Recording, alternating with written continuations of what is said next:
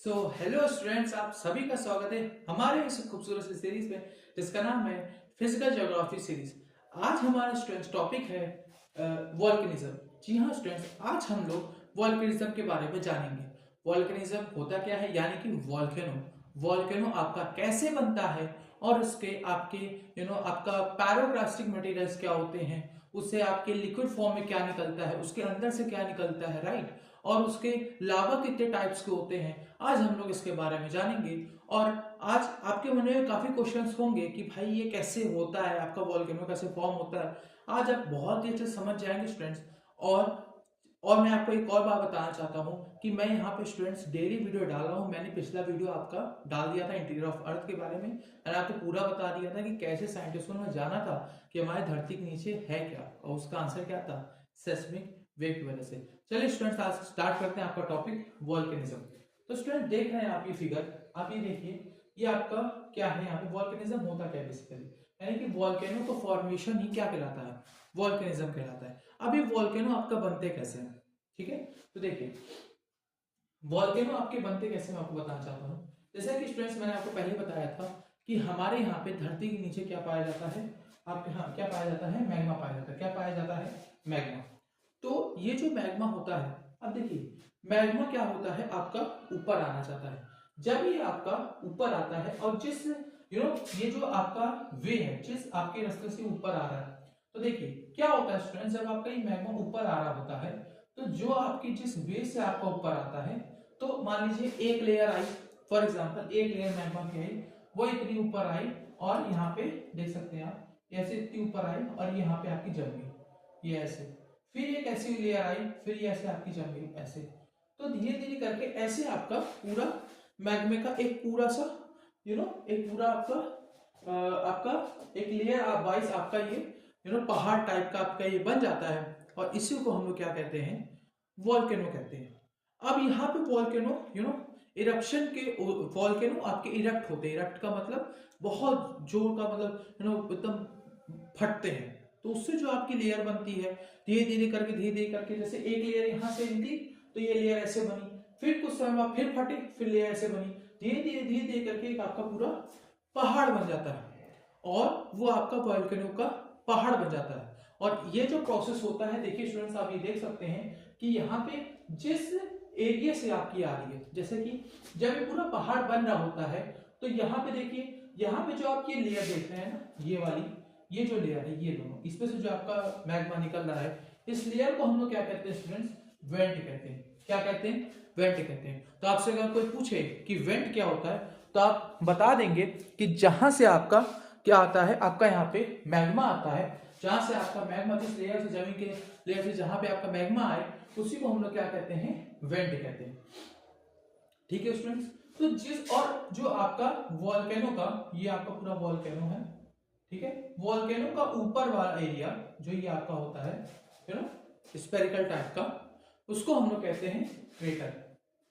जब ये क्रेटर बहुत बड़ा हो जाता है, यू नो जब आपका एक क्रेटर बहुत बड़ा हो जाए, ये जो आपका स्पेरिकल शेप बहुत ज्यादा बड़ा हो जाए, तब उस वॉल्केनो माउंटेन को हम लोग कहते हैं कैल्डेरा माउंटेन। स्टूडेंट्स ये है, आगे हम लोग पढ़ेंगे टाइप्स में।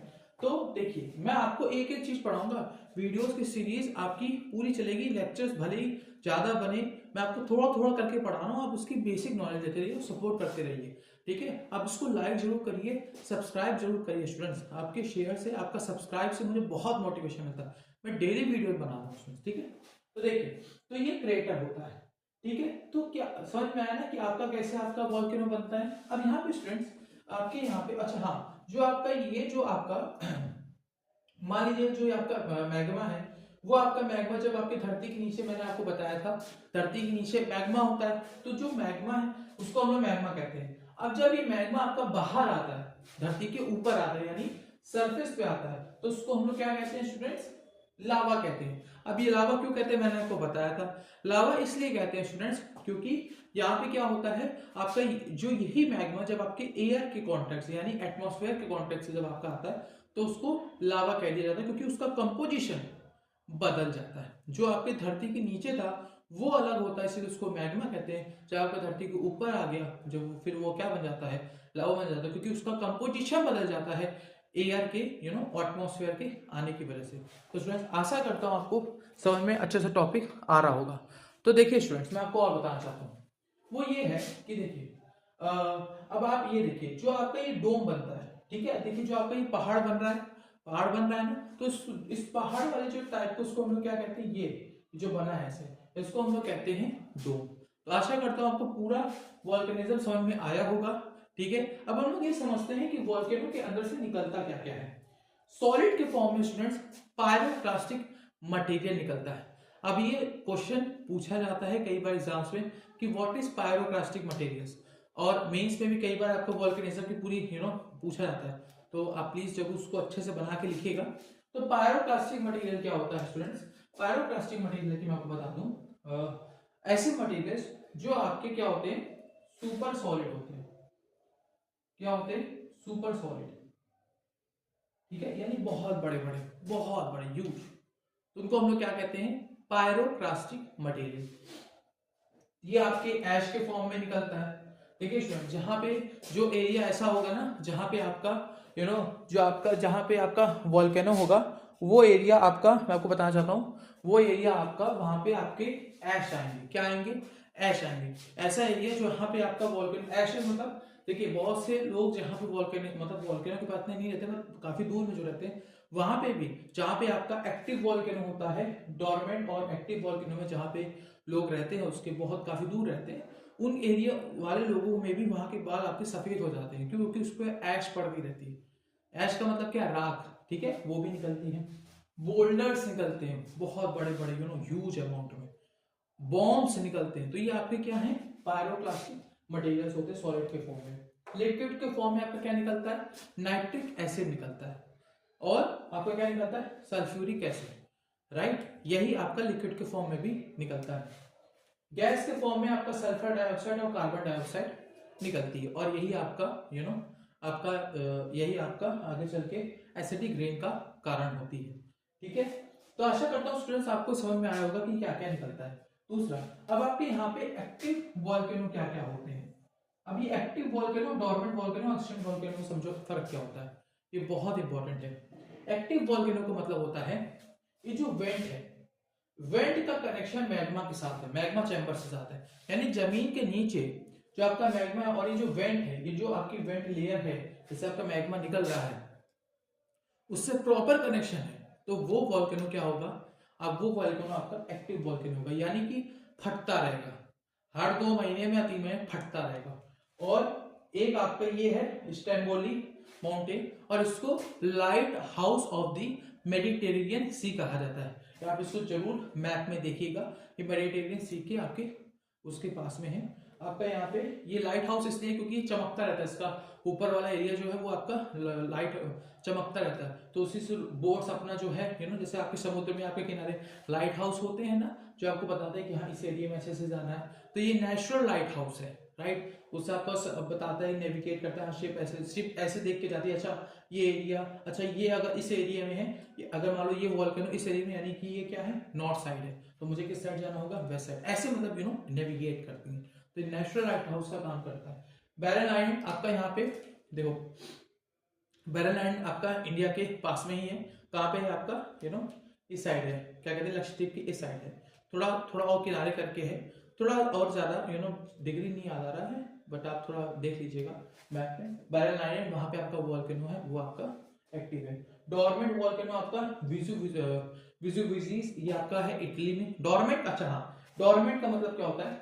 डोरमेंट वॉल्केनो का मतलब होता है जो सालों बाद फटे, लेकिन फटे जरूर, यानी कि उसका कनेक्शन वेंट का कनेक्शन मैग्मा के साथ है, लेकिन वो फट नहीं रहा। वेंट का कनेक्शन मैग्मा के साथ है, लेकिन वो फट नहीं रहा है, यानी इरेप्शन नहीं हो रहा है, बट वो काफी सालों बाद हो रहा है। तो उसको हम लोग क्या कहते हैं? डोरमेंट वॉल्केनो कहते हैं। एक्सटिंक्ट वॉल्केनो क्या होता है? एक्सटिंक्ट का मतलब होता है ये जो वेंट है, एक्सटिंक्ट वॉल्केनो का मतलब होता है ये जो आपकी मैग्मा चैम्बर है, यहां से जो आपकी वेंट है वो आपकी टूट जाती है एकदम, ठीक है। और दूसरा एक्सटिंक्ट वॉल्केनो पता करने का कैसे आप पता कर सकते हैं कि भाई वॉल्केनो एकदम खत्म हो चुका है, जो आपका वॉल्केनिक पहाड़ है वो एकदम खत्म हो चुका है। आप साइंटिस्ट क्या करते हैं? क्रेटर पे जाते हैं, उसकी चढ़ाई करते हैं, फिर देखते हैं जो, हाँ अगर मान लो फॉर एग्जांपल अगर वेंट का मतलब देखो यहाँ पे अगर मैग्मा से वेंट से यहाँ पे आपका क्रेटर पे अगर मान लो आपका मैग्मा आता रहेगा तो यहाँ पे पानी इकट्ठा हो नहीं सकता क्योंकि बारिश होती है। तो क्रेटर मान लो साइंटिस्ट जाते हैं तो वो क्रेटर चेक करते हैं, वहां देखते हैं भाई साहब लेक बन जाता है। तो यानी अगर लेक बना है यानी कि वो वोल्केनो एक्सटिंक्ट हो चुका है। एक ये आपका किलिमंजारो आपका माउंटेन है जो आपका एक्सटिंक्ट हो चुका है। तो आशा करता हूँ आपको स्टूडेंट्स ये समझ में आ रहा होगा कि वोल्केनो एक्सटिंक्ट कैसे होते हैं, जब उसका वेंट का कनेक्शन ही टूट जाए मैग्मा से और जा करके देख के आए।